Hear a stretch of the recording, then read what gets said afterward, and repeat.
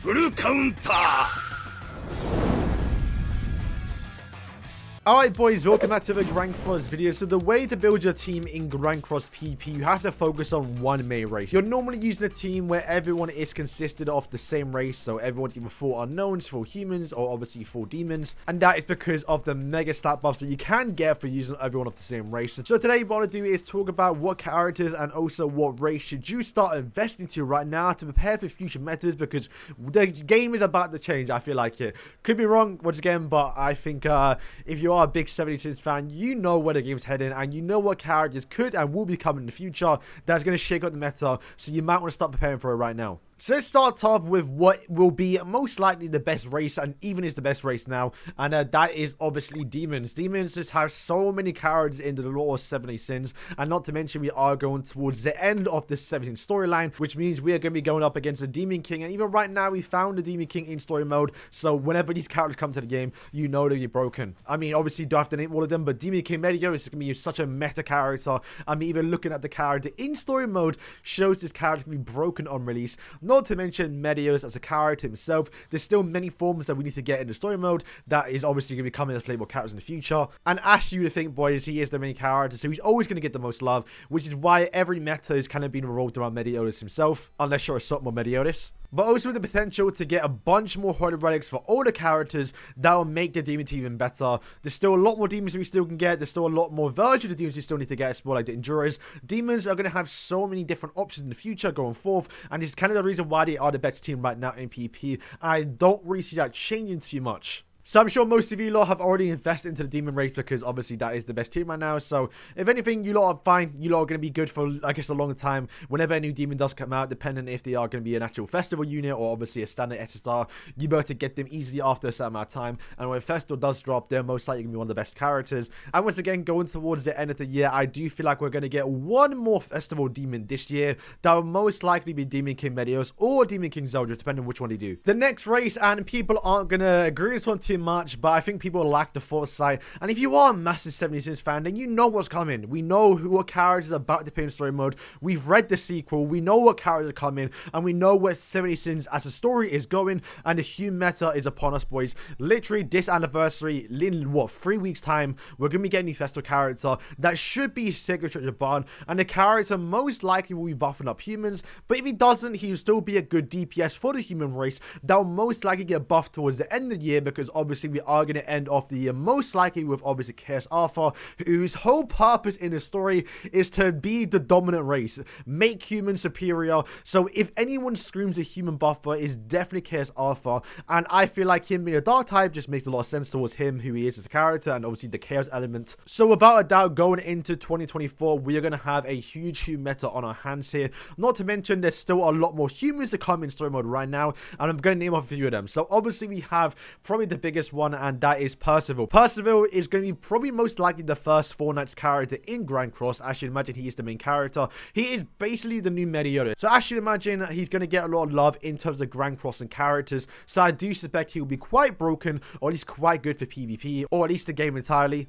I'm not going to say he's going to be on the same level as Medioris, because he may not get the most love, but once again, Percival, the main character, and also with his whole squad, they're going to bring so many more humans towards the game. With obviously 4 nights, there is a lot of humans coming, and honestly, for a while, we're probably only going to be getting humans, because that's literally all we see in 4 nights, at least for the start of it. We'll get towards that towards the end. Oh, so right now there is obviously the new OC storyline, and that means we're going to be getting a lot more OC characters, and that is just means we're going to get more humans.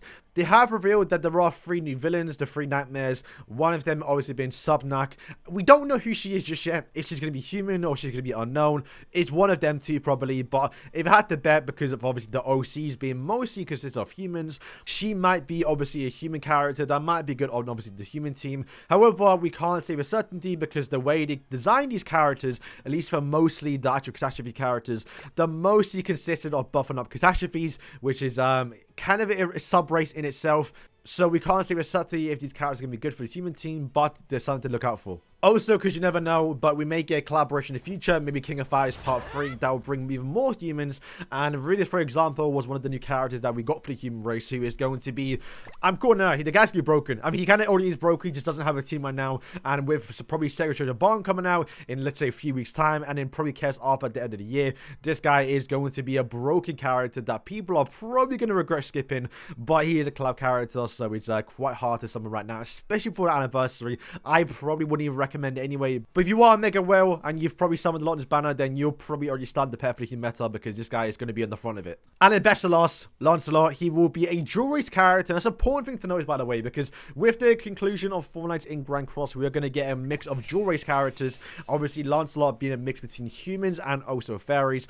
I think I can't talk about him because he was revealed in the actual anime now. He's actually in the movie. I'm not going to go into spoilers about what he does do in the manga, but this guy is OP. He's probably like the strongest character we've seen so far in 70 Sins, I guess, next to a few characters. But yeah, if he comes to Grand Cross, he's got to be a festival or got to be a broken character. There's no way around it. Obviously, he could be using the fairies, but yeah, I doubt that. The next race, people are probably going to think goddesses, but honestly, I think unknowns, you know. Unknowns always kind of like they're in the meta. They've never been like top. They have a few times and been meta for a long time as well, with obviously Lolly Merlin 2 years ago, and for a few weeks with obviously Summer Merlin, and also as well Infinity Merlin 2, but they've kind of always just been there, have always been a top team contender as well. Never top of the top, but always a pretty good team to go towards. And while most of the unknowns are obviously filled with collab characters, there are still metas where obviously you don't need collab characters. I think it may be a bit tricky because you kind of have to have a kid nowadays, but I do think there are some more unknowns in the future, like obviously Gelda will most likely be unknown because they're probably not going to make it obviously an entirely new race just for one character. Or at least she'll work on the unknown race. Merlin is probably going to get a relic in the future, will make it even better. If not, we probably could see a dark type Merlin. It just makes more sense towards the character. Probably not this year because we are going towards the end of the story and there's definitely more important characters. But I do feel like we can see a dark type either go for a Merlin or even reverse a light type go for, will make a lot of sense as well. Not to mention we have Ragnarok. Now, obviously, Freya was a big addition, who is quite a good PP character, but she is more or less focused on, obviously, Ragnarok characters. And once again, kind of like the catastrophes, we may get a new Ragnarok character that obviously wants to buff up, obviously, Ragnarok characters, but we can't tell for certainty. But I think someone like, obviously, gods from Ragnarok, which are typically going to be unknown because they're not really goddesses. So when we get Thor, for example, she may not be a goddess, but may be unknown and might be kind of broken on the unknown team. So once again, for Ragnarok content going forth, like Tyr, Odin even, they may not be considered goddesses, but may be considered obviously unknown. And while they may not buff the unknown race, they definitely will be usable on the unknown race, but we don't know just yet. So once again, kind of lift that towards the end because we actually don't know. I will say though, going forth after 70 Sins and going into obviously the 4 Nights, there aren't that many. I mean, there is one, I guess, unknown. I'm not going to spoil, obviously, but there aren't that many unknowns going into, obviously, 4 Nights. Okay, so it's going to lead me on to my next point, and that is the goddesses. So the goddesses, I think, have kind of peaked. I think there's literally one more character we're going to get for the goddesses, and honestly, that might be them just done. There's still a few which I'll get into, but they're like, you know, iffy, but they're going to be like fully goddesses. So I'll explain that in a second. So first, we have obviously Bloody Elizabeth. Going towards the end of the season, or end of the actual series, I should say, we're obviously going to get Bloody Elizabeth. May not be this year, could be, but may not be this year. We don't know just yet because there are definitely more important characters, but I feel like she might be the next best goddess to come to the team. If you don't know, there has already been links that this Elizabeth right now will be getting a new relic, so at least for right now, the goddess team is going to be quite good for the next few weeks. But other than Elizabeth, there aren't that many. There's still female Sario, the adult version, but we don't know if we're going to get her. And we probably will, but she might be a seasonal character. I doubt she could be that broken. There's still Nera Bastard to give, obviously, the goddesses a good sub-slot character. But once again, not going to make the actual goddesses top tier broken. There is one character that I can see coming, and we have to wait and see, because he's kind of iffy, and that is Tristan. Tristan is obviously the son of METAS, which I think I talked about because he was in the end of the actual anime, and also in the movie. He is obviously a demon and also a goddess. Now, I think when we do get Tristan, he most likely will be, while he would be a demon, and he might be better on the demon team because demons are just better, he will be a goddess, but I think the first Tristan we do get will be more beneficial towards the goddess team, because I don't want to go into spoilers, but he does have a demon form, or at least he embraces his demon side a bit more later on in story mode, and I can see that being more of a demon side character, where if we do get Tristan, he may be a healer, maybe a support character, you know, typical goddess stuff to obviously build up Mark's passive. I can definitely see Tristan being that role. So other than that, there's about, what, 3-4 characters left of the Goddess team. That's kind of it, basically. It's, yeah, kind of scary. There's still, obviously, Darkwing Mayel, or I guess the Commandment Mayel. But if that guy does come out, then you can't use Mayel with Mayel. So at that point, you know, it's not going to be too great. Plus, you have Commandments. He's probably going to be used on the Demon team. And the Demon team, once again, is already better. So it's, not going to lie, I don't really have full hope in the Goddess team, which why it makes sense why Mayel is so broken, because he is supposed to last a long time. And of course, going into Fortnite's Apocalypse, there's no goddesses.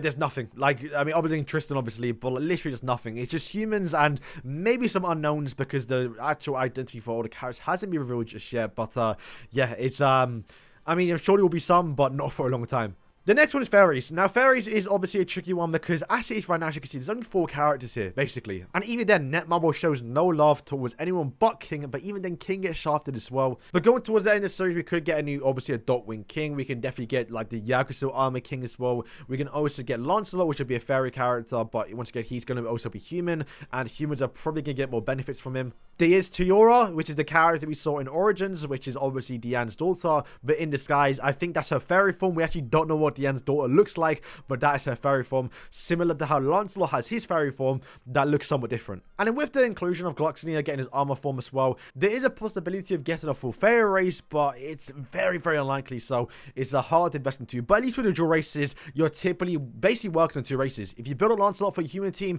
he may become better and maybe usable on the fairy team as well, so you take that as a dub.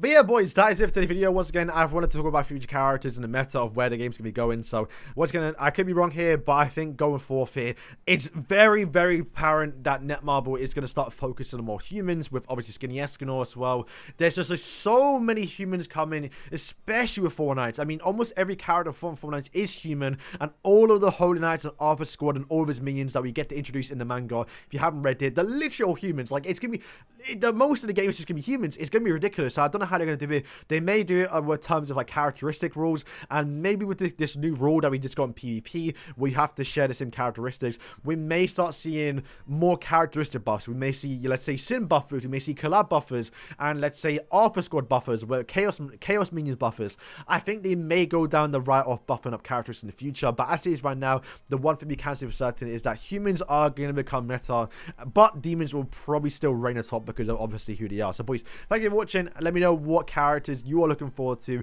and let me know what you think. Do you think humans will be good, or do you think goddesses will die out? Like I said, the goddesses I think are a bit scary right now, because I mean obviously they can just do a new version of Sario, a new version of Tamio, but they're going to have the same stats as the old ones, but they could do new ones, who knows. But we'll have to wait and see what happens. But I think in terms of like what we know is going to happen, demons will be top, humans second, then probably unknown because just the collaborations and what's going to be coming in the future as well, then goddesses, and then if anything maybe Ragnarok, but then other than that fairy. So boys, thank you for watching, and yeah, peace.